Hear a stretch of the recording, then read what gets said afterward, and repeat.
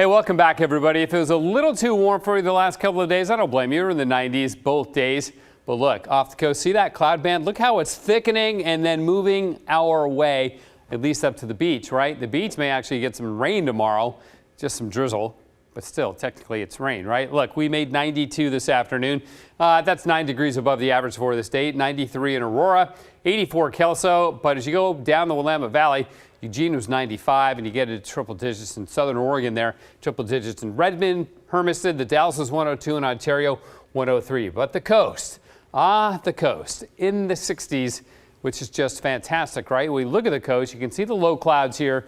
They burned away, but as I just showed you with the time lapse, they're making their move back on shore. And not only is that marine layer, which the low clouds indicate, is making it back to the coast, it's also pushing into the valleys, and we can tell that by the winds. Look at the winds around the Portland area.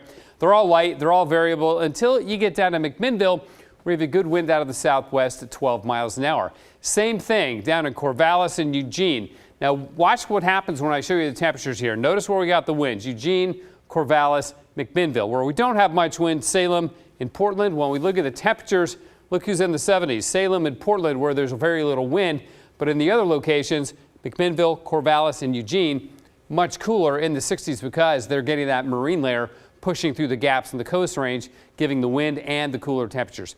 All right, we still have a fire weather warning until tomorrow evening for parts of Lake and Klamath County. No thunderstorms expected, but we could, if the fire did start, critical fire behavior because of the hot, dry conditions. You see this weather system here? There is a weak system kind of blowing up the coast right now, and that's initiating this surge of cooler marine air into the valley. So some patchy clouds tomorrow morning, mainly the southern valley. Friday, though, those clouds are going to be extensive. Basically from Roseburg up to Bellingham, we're going to have low clouds west of the Cascades.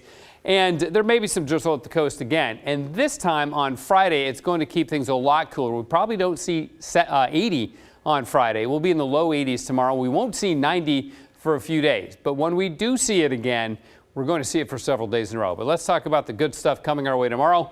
75 at noon, 78 at 1 o'clock, and by 4 o'clock, we're still only in the low 80s, really, about 84. So again, a good 7-8 degrees cooler compared to today. This is this weak system blowing through tomorrow and Friday to keep us cool. Then it gets hot next week. High pressure building from two directions, from our northwest, then also from down over the Rockies, building back on over us. And that's where that really hot air is going to come from. So it looks like several days in a row of hot weather.